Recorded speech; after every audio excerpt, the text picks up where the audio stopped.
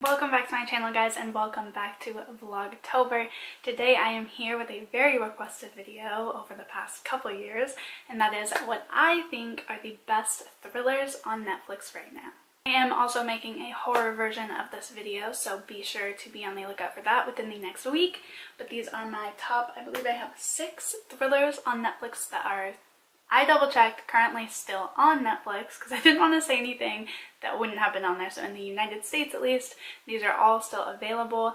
And yeah, let's just get into it. So the first one is a bit of an older movie. It's from 1995, and it is definitely a cult classic in the thriller world, and that is Seven. Seven is about a retiring detective who takes one last case with a new detective that just transferred in, and they are dealing with all of these murders, and then they realize that they are dealing with a serial killer who is killing people based on their ability to fit the 7 deadly sins. So if the serial killer felt like these people fit these sins, then he would kill them in relation to that sin. It is absolutely amazing. I grew up on this movie. It's one of the most creative thrillers. It's been one of my favorite of all time for as long as I can remember. It's one of my mom's favorite movies. It has Morgan Freeman, Brad Pitt, Kevin Spacey in it. It's amazing. The cast is great. The idea is unbeatable, and it is so creative, so well executed.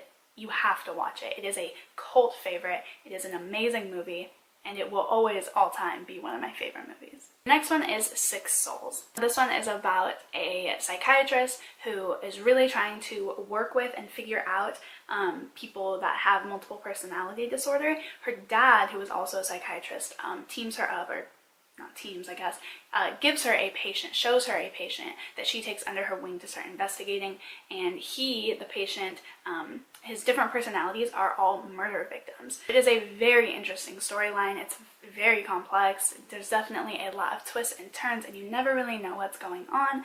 Honestly, it is amazing. Julianne Moore is who plays the main actress, the psychiatrist, and she's one of my favorite actresses of all time. I just think it's amazing. You have to watch it, especially if you're a big fan of psychological thrillers like I am. This is top on the board. The next one is The Ones Below. This is definitely a lesser known, more indie movie, but I do think that it was creepy and it did trip me out, and I was always constantly wondering what's going to happen, which is what I think makes a good thriller.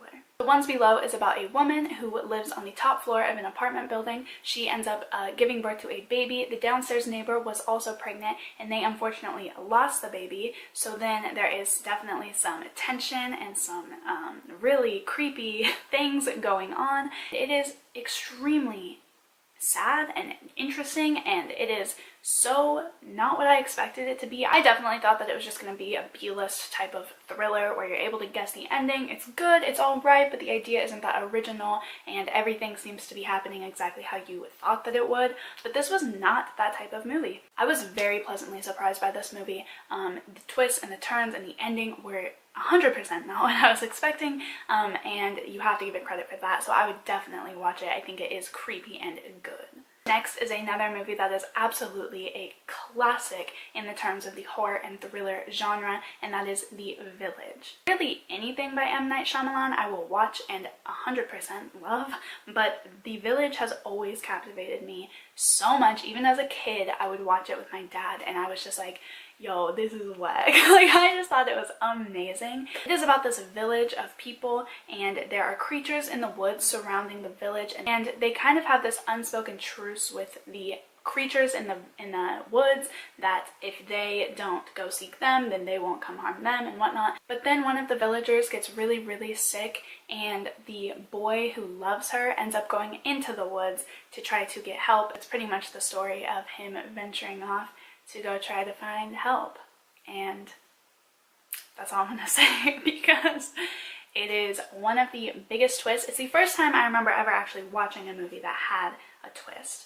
and being like, wait, what? So another absolute classic movie. Anytime you ask someone what's, what in your opinion, what do you think the top thrillers are of all time, guaranteed at least 80% of them are gonna have The Village on that list. So if you haven't seen it, be sure to watch it. It is incredible and disturbing and everything that all of M. Night's movies do. Next is one that I have heard mixed reviews on, but I stand by it as being extremely well produced and creepy. That is The Invitation. A man is invited over to his old house by his ex-wife and her new boyfriend, and so he takes his girlfriend over there with him, and then it's a dinner party with all of their friends, and they're having a good time, but he suspects that something is up and something is going to happen, and he has a lot of heavy suspicion throughout the night. This movie had me on an emotional roller coaster. I know a lot of people don't like it and said it was predictable and it was boring, and I will agree that it is a slower burn type of thriller. It's not something where every 10 seconds you're going to be like, oh my gosh, what's happening now? What's happening now? It's definitely a slow burn. It takes a while to get used to. It is a type of movie that really makes you think, and you are worried and concerned, and you flip-flop in your mind about what's going to happen, and for that, I love it. A lot of people aren't going to like it for the fact that it is a slower movie, but in a thriller setting, I thought that it added to the story perfectly, made it extra creepy, and built so much suspense throughout the entire film. The last movie is definitely one that when I first started watching it, did not think would make this list, but I can't seem to let it go because that twist at the ending got me. It wasn't the best acted movie, it wasn't the best thriller of all time, and it wasn't the scariest movie of all time, but it did have an amazing storyline with a plot at the end that was fantastic.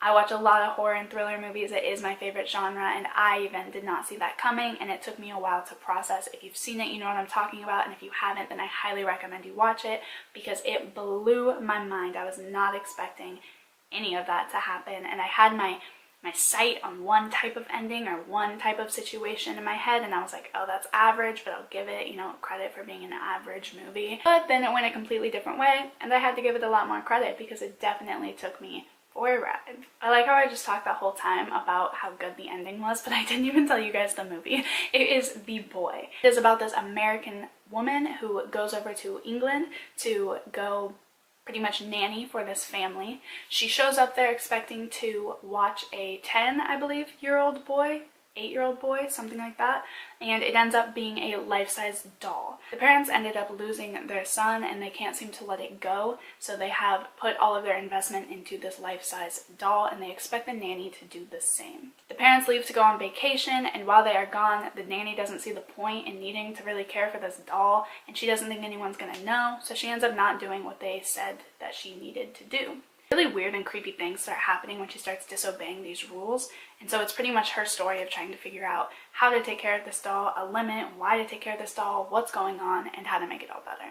Like I said, while I don't think it is the best thriller of all time, I do think it is a good one, and if you have a chance, you should watch it.